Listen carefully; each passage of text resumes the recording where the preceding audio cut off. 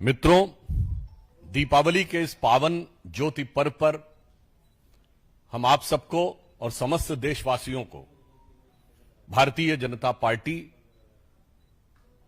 हमारे राष्ट्रीय अध्यक्ष नड्डा जी और प्रधानमंत्री श्री नरेंद्र मोदी जी की तरफ से शुभकामनाएं देते हैं।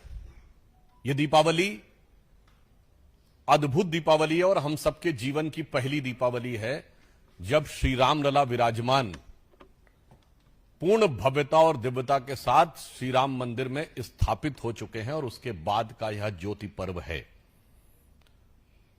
परंतु दुख की बात यह है कि वो लोग जो सदैव राम मंदिर के अभियान से द्वेष करते रहे और राम मंदिर निर्माण का क्लेश उनके मन में रहा, वो इस उजाले के पर्व में भी अपने मन के अंधकार को दूर करने में सफल नहीं हो रहे हैं।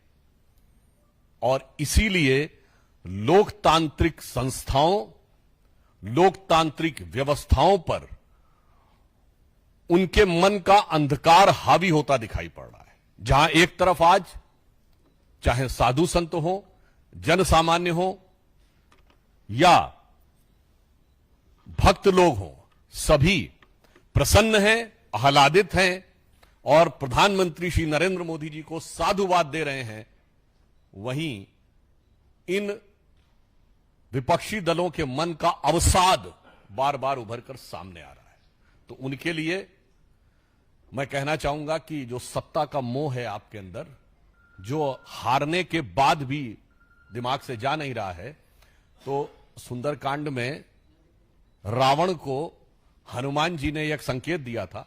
मैं किसी के लिए शब्दशः नहीं कह रहा हूं, जो प्रतीक रामचरितमानस में है मैं उसी के हिसाब से कह रहा हूं। तो हनुमान जी उससे कहते हैं, मोह मूल बहु सूल प्रद त्यागो तम अभिमान और भजो राम रघुनायक कृपा सिंधु भगवान। अर्थात अपने मन का ये जो तामसिक अभिमान है ये छोड़ो और भगवान का निर्मल हृदय से भजन करो। अब मैं आपको बताता हूं वो तामसिक अभिमान और जो उनके शूल के रूप में हृदय में छुपा है वो मोह बताना चाहता हूं। आज जिस प्रकार से चुनाव आयोग ने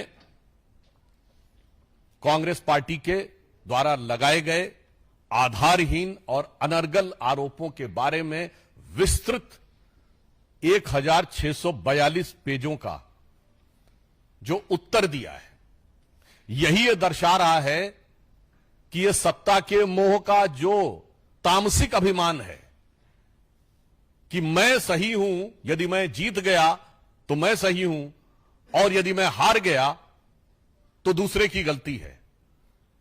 इस प्रकार की बातें जो कांग्रेस ने की हैं, मैं कहना चाहूंगा ऑन द लाइटर नोट, ये मोहल्ले के उस चंचल बालक की तरह हैं जो कहता है कि जब तक मैं बैटिंग कर रहा हूं तो ठीक है और जैसे ही मैं आउट हो गया तो अब मैं एम्पायर की गलती मानता हूं, मैं तो आउट हो ही नहीं सकता। और गंभीरता की दृष्टि से कहना चाहूंगा कि इनके आरोप हास्यास्पद नहीं, संदेहास्पद है। Now the manner in which Congress is trying to demean or put an allegation on the dignity of the constitutional institutions, it is not ridiculous, it is surreptitiously suspicious, क्योंकि इसमें एक डिजाइन, एक मोटिव नजर आता है। सबसे पहले मैं कांग्रेस पार्टी से पूछना चाहता हूं कि केवल आप हरियाणा के इर्द गिर्द देखिए, जम्मू कश्मीर में ईवीएम सही काम कर रही थी और पंजाब में ईवीएम ने सही काम किया, हिमाचल में ईवीएम ने सही काम किया और दिल्ली में ईवीएम ने सही काम किया। और एक राज्य बच गया हरियाणा के बगल में राजस्थान, जहां 2018 में सही काम किया था और 2023 में सही काम नहीं किया और केवल हरियाणा में गलत काम किया। मुझे लगता है 99 के नशे में सत्ता को अपनी मान लेने के अहंकार में जो नशे में गाड़ी चला रहे थे, उसके एक्सीडेंट के लिए दूसरे को दोष देने वाले बिगड़े दिल शहजादे जैसे दिमाग की मानसिकता से उन्हें बाहर आना चाहिए।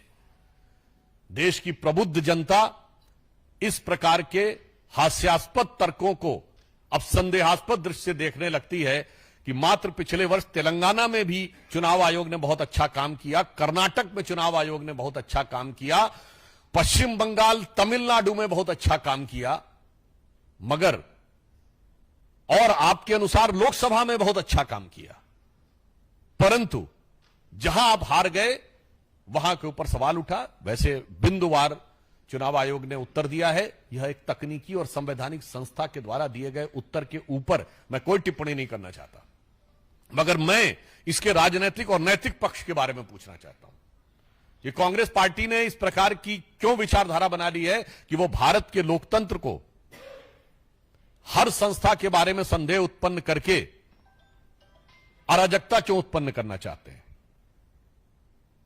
याद करिए, मात्र 1.5 साल पहले उन्होंने कहा था विदेश में जाकर कि democracy in India has finished, और उसमें उन्होंने जुडिशरी को भी ले लिया था। कभी मीडिया पर आरोप, कभी जुडिशरी पर आरोप। क्या यह सत्य नहीं है कि भारत की सेना के ऊपर संदेह? जबकि डीजीएमओ ने प्रेस कॉन्फ्रेंस की थी, भारत की वायुसेना पर संदेह, भारत के सीएजी पर संदेह। आपके विरुद्ध निर्णय हो जाए कोर्ट में तो कोर्ट पर संदेह, और आपकी सदस्यता बहाल हो जाए तो लोकतंत्र की विजय। मैं देश की जनता से गंभीरता से कहना चाहता हूं कि अभी मात्र कुछ दिन पहले आपने देखा होगा कि उनके सबसे प्रमुख नेता और सदैव उद्वेलित रहने वाले नेता ने कहा कि मैं अनऑफिशियल एमपी रहूंगा। ये अनऑफिशियल एमपी की मानसिकता वाली पार्टी, जिसने देश को 10 साल एक अनऑफिशियल पीएम भी दिया, जिनके बारे में आज भी यह शक है और जनता में भाव है कि अनऑफिशियल पार्टी प्रेसिडेंट है, और वो दिल्ली में उसके साथ है जहां अनऑफिशियल सीएम है, वो देश की ऑफिशियल कॉन्स्टिट्यूशनल संस्था पर सवाल उठा रहे हैं। मैं देश की जनता से कहना चाहता हूं कि इन लोगों के विचार के कारण लोकतंत्र खतरे में है। क्या यह संभव है कि किसी संसदीय क्षेत्र में कोई दूसरा व्यक्ति कहे कि यहां से प्रतिनिधि कोई और है मगर यह मेरा क्षेत्र है? जैसे हम सब ने सुना कि सरकार की शपथ कोई और ले रहा है और माना जा रहा है चला कोई और रहा है, पार्टी का अध्यक्ष पद कोई और है और चला कोई और रहा है। इसके तमाम प्रकार के उदाहरण हैं, और दिल्ली में तो यह भी उदाहरण देखने को मिल रहा है कि अपने मुंह से कह रहे हैं कि असली सीएम कोई और है। मुझे लगता है ऐसे विचारों से देश की जनता को अब सावधान और सतर्क रहने की आवश्यकता है। अब विषय यह नहीं है कि हम इनको हंसी में उड़ाएं या बचकाने ढंग से बात करें। देश की हर संस्था के बारे में आक्षेप लगाना, क्या यही कांग्रेस पार्टी नहीं है जिसने कहा था कि एसबीआई बर्बाद हो गई, एलआईसी बर्बाद हो गई? एलआईसी ने पिछले तिमाही में all time high profit gain किया है। स्टेट बैंक ऑफ इंडिया ने पिछले तिमाही में all time high profit gain किया है, प्राइवेट और वो मिलाकर। एचएएल बर्बाद हो गई, इन्होंने कहा था। देश की हर संस्था के बारे में आक्षेप करना यह किसी भयानक संदेहास्पद डिजाइन का हिस्सा नजर आता है। इसलिए चुनाव आयोग के उत्तर के बाद हम ये अपेक्षा करते हैं कि कांग्रेस पार्टी को देश से माफी मांगनी चाहिए और आत्म अवलोकन करना चाहिए। आप चुनाव आयोग की बात नहीं मान रहे, अरे अपनी पार्टी के नेताओं की तो बात मानिए। तो कितने ही नेता ऑफिशियली बोल चुके हैं, कुछ एक तो हरियाणा के, और कुछ लोग जो हैं वो अनऑफिशियली कितना बोल रहे हैं। तो मुझे लगता है कि हम देश की जनता से यह अनुरोध करना चाहते हैं कि इस दीपोत्सव के ऊपर, प्रकाश के पर्व के ऊपर आप अंधकार फैलाने वालों से सावधान रहें और कांग्रेस पार्टी के द्वारा भारतीय लोकतंत्र की गरिमा को कलंकित करने के प्रयास, और साफ शब्दों में कहें जिसके कारण संविधान के ऊपर, संवैधानिक व्यवस्था के ऊपर संकट उत्पन्न होता है, जिन्होंने अपनी पार्टी के संविधान के ऊपर आक्षेप किया, अगर वास्तविक शक्ति की बात करें, और जो देश के संविधान की बात करते हैं, खतरे की बात, तो इसलिए हम यह कहना चाहते हैं कि कांग्रेस पार्टी अब पूरी तरीके से बेनकाब हो गई है। कि लोकतंत्र की किसी भी व्यवस्था में उन्हें आस्था नहीं है और भारत के ऊपर भारत की व्यवस्थाओं को कमजोर करने के लिए वो किसी भी सीमा तक जा सकते हैं। तो मुझे लगता है शायद भारत के इतिहास में पहला मौका हुआ होगा जब इतना विस्तृत जवाब चुनाव आयोग की तरफ से आया हो और जिसमें एक सतर्कतापूर्ण टिप्पणी भी है कि इस प्रकार की चीजों से हिंसा को बढ़ावा मिल सकता है।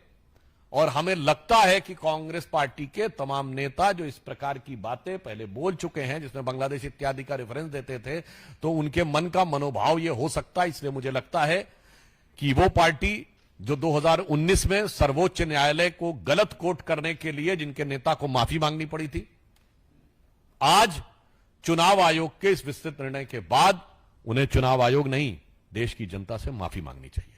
धन्यवाद। रविकांत राय, टाइम्स नाउ भारत।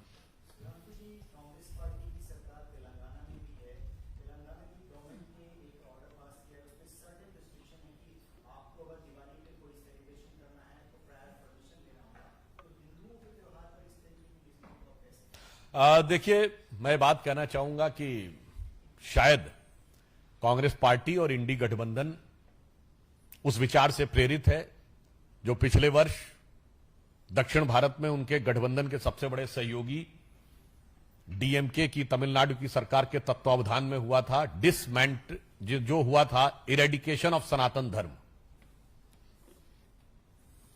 और फिर उनके उत्तर भारत के बड़े सहयोगियों ने रामचरितमानस फाड़ने का प्रयास किया था। और उससे पहले 2021 में दुनिया की कई यूनिवर्सिटीज में डिसमेंटलिंग ग्लोबल हिंदुत्व कॉन्फ्रेंस हो चुकी है। तो जो कुछ तेलंगाना की सरकार और कांग्रेस ये करने का प्रयास करती है, वो मुझे लगता है अंतर्राष्ट्रीय स्तर पर डिसमेंटलिंग ग्लोबल हिंदुत्व और राष्ट्रीय स्तर पर इरेडिकेशन ऑफ सनातन धर्म से प्रेरित है। और इसीलिए हरियाणा के चुनाव में उनका कौन सा उम्मीदवार सबसे बड़े अंतर से जीता है? वो ममन खान, जिसने कहा था नूह का बदला लिया जाएगा।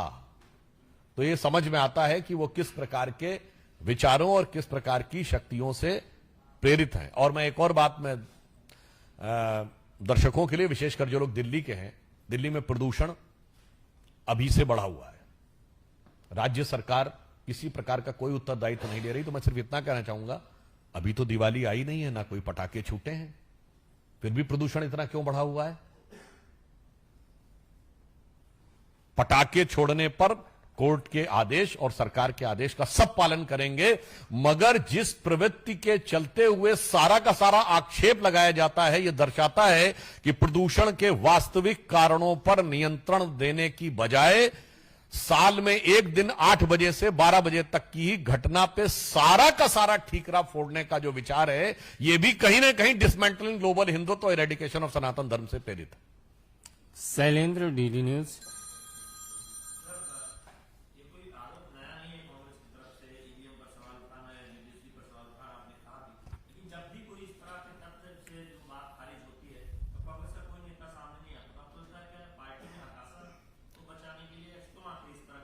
नहीं, मुझे लगता है वो हताशा में नहीं, पहले वो आत्मविश्वास के अतिरेक में होते हैं और उसके बाद विक्षिप्तता में आ जाते हैं।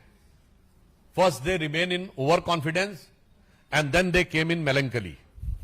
निशांत एन है।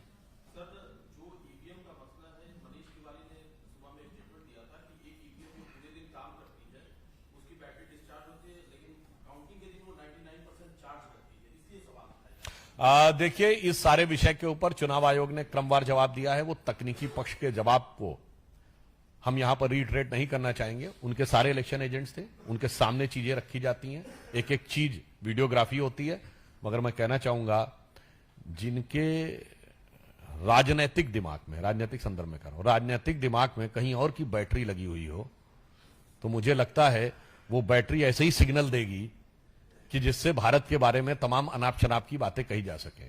और मतलब वैसे तो यह भी नहीं समझ में आता है कि उनके दिमाग में कौन सी बैटरी लगी है, वो पश्चिम वाले किसी महाशक्ति की या पूरब वाली किसी महाशक्ति की। एक मिनट बॉस। संतोष जी, इसके बाद आप कर लेंगे।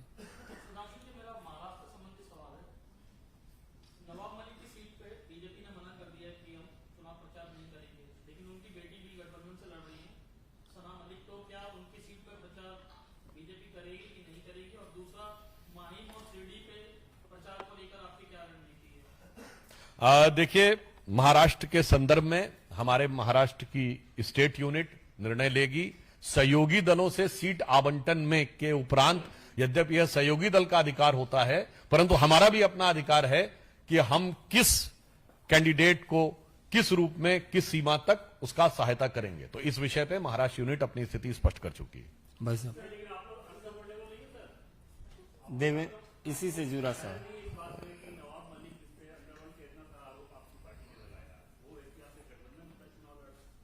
मुझे लगता है कि सबसे बड़ा अनकंफर्ट तो वहां टॉप लेवल पे है।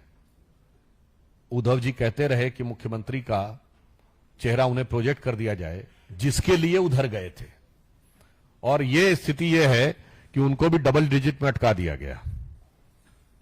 मतलब कांग्रेस जो पिछली विधानसभा के जीती हुई सीटों के अनुसार नंबर 3 की पार्टी थी महाविकास अघाड़ी में महाराष्ट्र में, वो सीटों के बंटवारे में नंबर 1 की पार्टी हो गई। हम तो महायुति में तब भी नंबर 1 की पार्टी थे और आज भी नंबर 1 की पार्टी है। तो मुझे लगता है कि उद्धव जी और शरद पवार जी को सोचना चाहिए कि तोरी गठरी में लागा चोर, मुसाफिर मन की आंखें खोल। जी,